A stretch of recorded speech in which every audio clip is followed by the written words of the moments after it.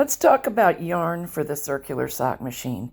Using the 60 and 72 slot cylinders, which is what I have, these are all suitable yarns.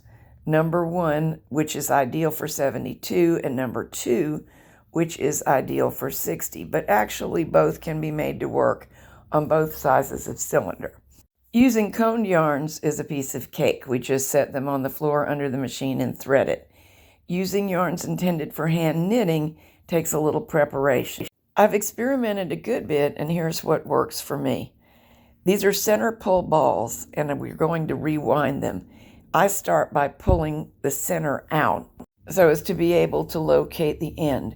Sometimes the outer end is tucked into the ball, and you will need to untuck it so as to avoid tangles.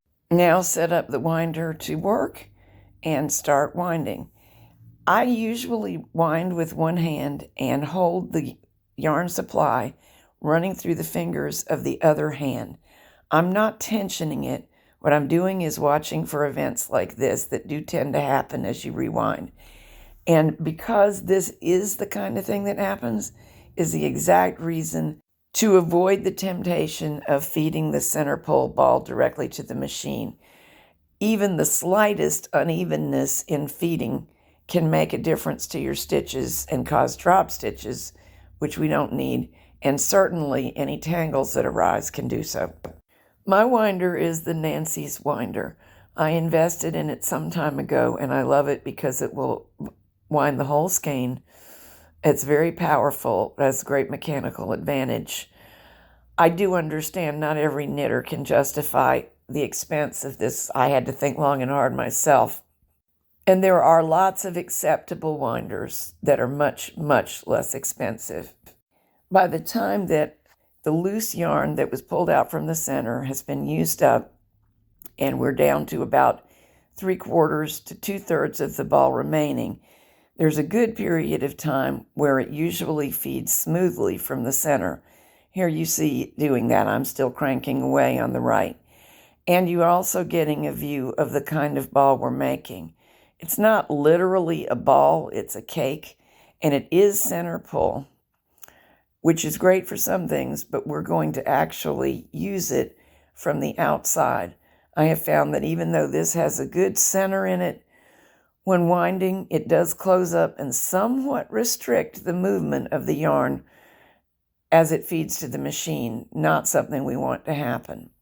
The reason I reach over and pinch or poke periodically is to assess how much yarn is left, because as we approach the end of the pre-wound ball, then complications begin to arise again, and I have to be watchful for them. I haven't needed to have my hand on the yarn for quite a while, but now I do, because snarls do tend to come out at the end of the ball as well as at the beginning. The completed ball is the entire skein of yarn, and we will unwind it to feed it into the machine from the outside of the ball. That seems to work best for me. Here's the yarn next to my workstation, winding off of a ball like this one, along with a strand of skinny lycra yarn. There's more about that in the movie about perfecting sock fabrics. I should mention that these techniques are not what was recommended in the original Auto Knitter manual. They had you winding a slightly conical bobbin with a winder that came with some of them. You had to learn to do some cross winding by hand, but some people get very good at it. The manual instructs us to set the wound bobbin on the work table. Other machine knitting experience has taught me that a whole lot of minor problems are avoided by letting the yarn have a longer period between unwinding off of the ball or cone and feeding into the machine. So I put it on the floor.